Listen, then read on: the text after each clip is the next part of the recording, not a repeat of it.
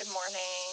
I'm Amy Slaughter-Myers, one of the co-rectors here at St. Francis Episcopal Parish and Community Center, and I'm here out in front of our columbarium in the middle of our beautiful memorial garden where beloveds are peacefully at rest and where anyone can come and spend time in prayer and in community with that great cloud of witnesses that are each beloved to someone connected here to St. Francis.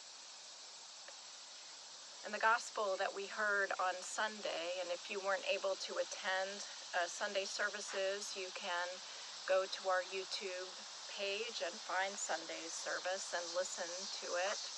Jesus says, "Those who want to follow me must deny themselves, take up their cross, and follow me."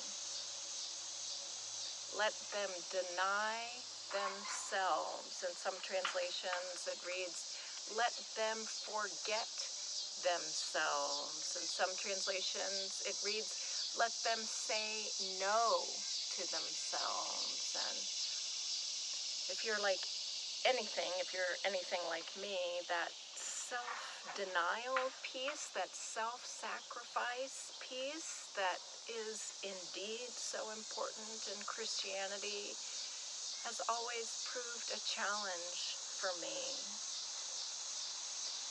In our contemporary expressions of Christianity, sometimes self-denial seems like that means that we shouldn't love ourselves and our uniqueness and our individuality, that we should discount or sometimes even dishonor ourselves and our uniqueness and in our individuality. But the thing is what Jesus had in mind is not that.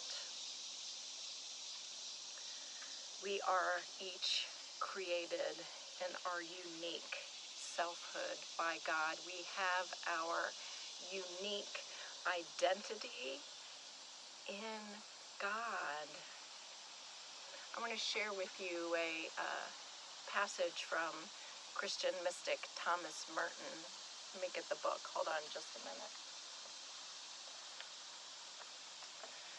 This is from New Seeds of Contemplation, Thomas Merton. "There is only one problem on which all my existence, my peace, and my happiness depend: to discover myself in discovering God. If I find God, I will find myself. And if I find my true self, I will find God."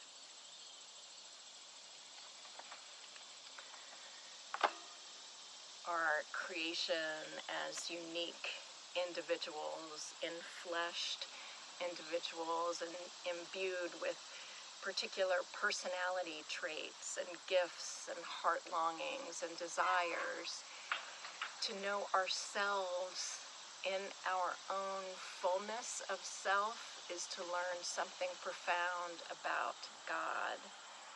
And in my own walk with God, and maybe perhaps for you too, I have often skipped over the self-knowledge part, the self-acceptance part, the self-compassion part, in order to get to what seems like the real deal in Christianity, which is self-forgetting or self-denial.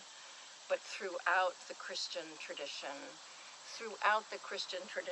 Merton, you hear it in Merton there in the 20th century, but you can hear it going back to Augustine, St. Augustine's ancient prayer, "May I know you, God, may I know myself."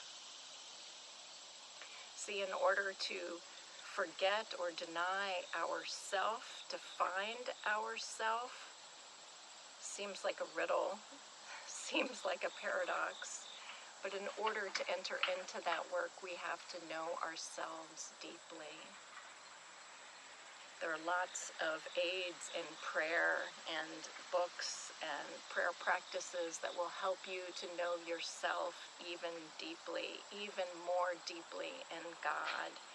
And while you may have used lots of secular approaches, as I have to therapy or journaling and emotional study and what's your personality type and your Myers-Briggs type or anything else that you have learned, spend some prayer, spend some time in prayer today, alone with God, and ask God to illuminate as you go about your day and you go about your week, to illuminate your selfhood more and more for you to know, to illuminate that true self that God has given you and only you as a gift.